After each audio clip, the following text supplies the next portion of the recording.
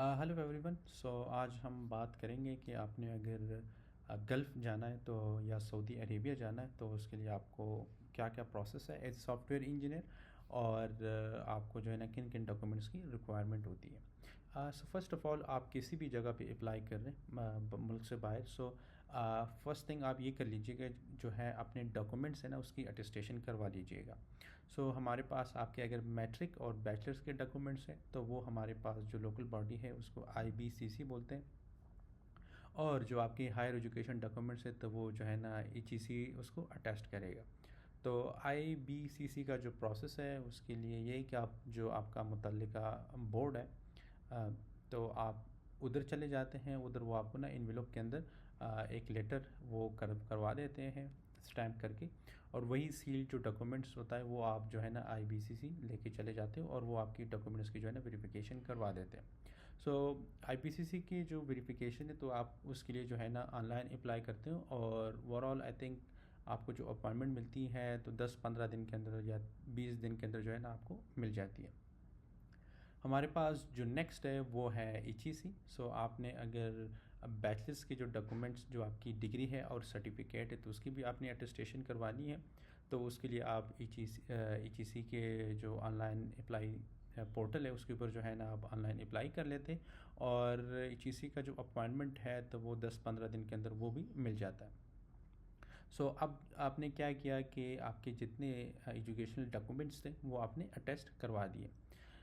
आपने जो नेक्स्ट काम करना है अपनी पुलिस क्लियरेंस सर्टिफिकेट बनानी है। आप अगर गल्फ़ वगैरह में अप्लाई करते हैं या बाहर उसके लिए पुलिस क्लियरेंस सर्टिफिकेट रिक्वायर्ड होती है। तो आप रीजनल जो आपका पुलिस स्टेशन है आप उधर जाके उधर से एक डॉक्यूमेंट और पुलिस क्लियरेंस सर्टिफिकेट एक टेम्पलेट मिल जाता है तो वो फिल करके आप उधर से साइन करवा दें और फिर जो है ना आप अपने डीसी ऑफिस से वो करवा दें। ये जो है ना आपकी पुलिस क्लियरेंस सर्टिफिकेट आ गई। अब हमारे पास डॉक्यूमेंट्स जो आ गए। जो हमारे पास 6 जो थे वो एजुकेशनल डॉक्यूमेंट्स आ गए, एफईसी मैट्रिक और बैचलर्स की डिग्री और सर्टिफिकेट, तो टोटल 6 हो जाते हैं। और हमारे पास एक पुलिस क्लियरेंस सर्टिफिकेट आ जाती है। अब ये डॉक्यूमेंट्स लेके आपने मोफा जाना है और मोफा में जो है ना इनकी रजिस्ट्रेशन करवानी है। तो मोफा के अंदर वो ओवरऑल जो पूरा प्रोसेस है वो एक दिन के अंदर हो जाता है। सुबह वो क्या करते हैं कि वो डॉक्यूमेंट्स जो है ना लोगों से लेते हैं और अराउंड 12 के करीब जो है ना वो फिर वो डॉक्यूमेंट्स रिटर्न करवा देते हैं उसको स्टैंपिंग शिपिंग और वो सारी चीज़ें करके।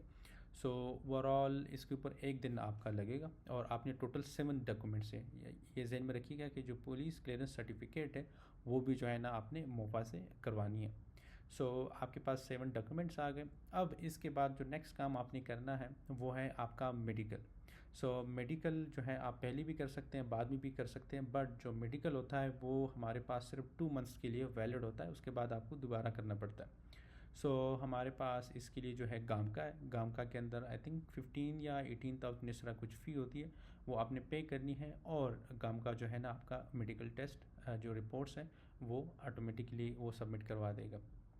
और ओवरऑल इसके ऊपर जो है मेरे ख़्याल से 3-4 दिन के अंदर जो है आपके मेडिकल रिज़ल्ट्स आ जाते हैं। वो आपके ब्लड सैंपल लेते हैं और एक्सरे वगैरह लेते हैं टीबी के लिए। सो आप अगर आज करते हैं तो 2-3 दिन के अंदर जो है ना आपका रिज़ल्ट आ जाएगा और आप इसको ऑनलाइन भी चेक कर सकते हैं। सो नेक्स्ट जो हमारे पास प्रोसेस है। सो अब अगर आपके पास कोई ऑफ़र लेटर वगैरह है तो कंपनी क्या करेगी कि वो किसी एजेंसी को जो है ना असाइन करेंगी, क्योंकि सऊदीया के अंदर जो भी आप हायरिंग करते हैं तो वो आप डायरेक्ट नहीं कर सकते, एजेंसी के थ्रू करते हैं। तो वो एजेंसी क्या करेगी कि वो आपका जो प्रोसेस है वो सऊदी चैम्बर ऑफ कॉमर्स और फिर सऊदी एम्बेसी को जो है ना आपके डॉक्यूमेंट्स वगैरह सेंड करेंगे। सो अगर तो फिर जो आपके पास एजेंसी है वो एजेंसी आपको गाइड करेगी कि नेक्स्ट आपने क्या करना है। अब आपके पास सारे डॉक्यूमेंट्स रेडी हैं। जैसे ही एजेंसी आपको बोलती है तो नेक्स्ट जो काम आपने करना है वो आपने फिंगरप्रिंट्स देनी है। तो फिंगरप्रिंट्स के लिए जो है ना आप ऑनलाइन भी अप्लाई कर सकते हैं और सुबह के टाइम जाके जो है ना, बट उधर भी जो है ना आप पेमेंट करके वो पूरा प्रोसेस कर सकते हैं। बट पहले से कर लीजिएगा ऑनलाइन पेमेंट, क्योंकि आपका जो काम है वो स्मूथ हो जाएगा। और कोशिश कीजिएगा कि आप सुबह के टाइम चले जाएँ, क्योंकि उधर बहुत ज़्यादा रश होता है, 700-800 बंदा होता है। सो ओवरऑल फिंगरप्रिंट्स का जो प्रोसेस है उसके ऊपर जो है ना 2 मिनट ही लगते हैं, बट क्योंकि रश बहुत ज़्यादा होता है, प्रोसेस चल रहा होता है तो टाइम ले लेता है। आपने ये करना है। जैसे ही आप फिंगरप्रिंट्स दे देते हैं तो नेक्स्ट आपने ये सारे डॉक्यूमेंट्स जो है ना अपने जो आपकी एजेंसी है उनको सबमिट करवाने हैं। सो उनके अंदर जो डॉक्यूमेंट्स आ जाते हैं, जो डॉक्यूमेंट्स आपने सबमिट करने हैं, सो फर्स्ट ऑफ ऑल आपका पासपोर्ट आ जाता है, CNIC आ जाता है, जो है ना आपके 12 पिक्चर्स चाहिए विद ब्लू बैकग्राउंड। उसके बाद आपका जो मेडिकल रिपोर्ट है वो रिक्वायर्ड है। फिर जो है ना फिंगरप्रिंट्स की जो आपने फिंगरप्रिंट्स दी उसकी स्लिप उनको रिक्वायर्ड होता है। पुलिस क्लियरेंस सर्टिफिकेट उनको रिक्वायर्ड होती है, और जो आपकी एजुकेशनल डॉक्यूमेंट्स हैं वो भी रिक्वायर्ड होती है। और साथ में आपने अपने यूनिवर्सिटी से जो है ना बोनाफाइड सर्टिफिकेट वो भी जो है ना आपने उठाना है। सो ये सारे डॉक्यूमेंट्स जो है ना आप एजेंसी को सबमिट करवा दे देते हैं। तो जैसे आप ये सबमिट करवाते हैं तो एजेंसी क्या करती है कि वो सऊदी कल्चर के में जो है ना आपके डॉक्यूमेंट्स वगैरह सबमिट करवा दी थी, फॉर्म वगैरह फिल करके। जैसे ही सऊदी कल्चर से जो है ना अप्रूवल आती है, सो सऊदी कल्चर के बाद आपके जो डॉक्यूमेंट्स हैं अब वो जाते हैं उधर जो एम्बेसी है, सऊदी एम्बेसी में चले जाते हैं, और उधर से आपका वीज़ा, मतलब जब उधर से अप्रूवल आ जाती है तो नेक्स्ट जो आपने करना है वो आपने इंश्योरेंस करनी है।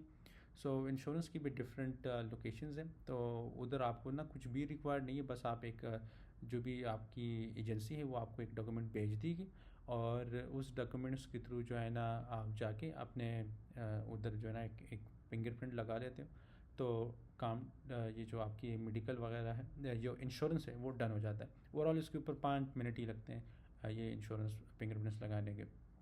तो जैसे ही आपने ये कर दिया, सो अब आपके जो डॉक्यूमेंट्स हैं वो तो आप या तो उसी आप अगर जिधर आपके डॉक्यूमेंट सबमिटेड है तो आप अगर उसी ऑफिस जाते हो फिंगरप्रिंट्स देने इंश्योरेंस के लिए, तो उधर ही पड़े होते हैं वो डॉक्यूमेंट्स। तो आप क्या करते हो, उधर से सीधा पिक कर सकते हो, आपके जो पासपोर्ट आ जाता है तो वो उधर से आप सीधा पिक कर सकते हैं। बट नॉर्मली आप अगर किसी और लोकेशन के ऊपर देना चाहते हैं सो वो भी पॉसिबल है, और आपके जो डॉक्यूमेंट्स है वो आपकी एजेंसी के पास चले जाते हैं। सो जैसे आपने फिंगरप्रिंट दे दिए, सो आई थिंक 1-2 दिन के अंदर जो है ना वो डॉक्यूमेंट्स उधर एजेंसी के पास डिलीवर हो जाते हैं, और आप उनसे अपने डॉक्यूमेंट्स जो है ना फिर नेक्स्ट डे पिक कर सकते हैं। सो ये ओवरऑल हमारे पास प्रोसेस होता है। सो आपने अपनी डिग्री की जो है ना वेरिफिकेशन करवानी है HEC से, अटेस्टेशन करवानी है HEC से और IBC से। फिर उसके बाद आपने पुलिस क्लियरेंस सर्टिफिकेट बनानी है, सारे डॉक्यूमेंट्स लेके मोफ़ा के पास जाना है। मोफ़ा से जैसे आपकी वो हो जाती है, आपने मेडिकल टेस्ट करना है, मेडिकल टेस्ट करके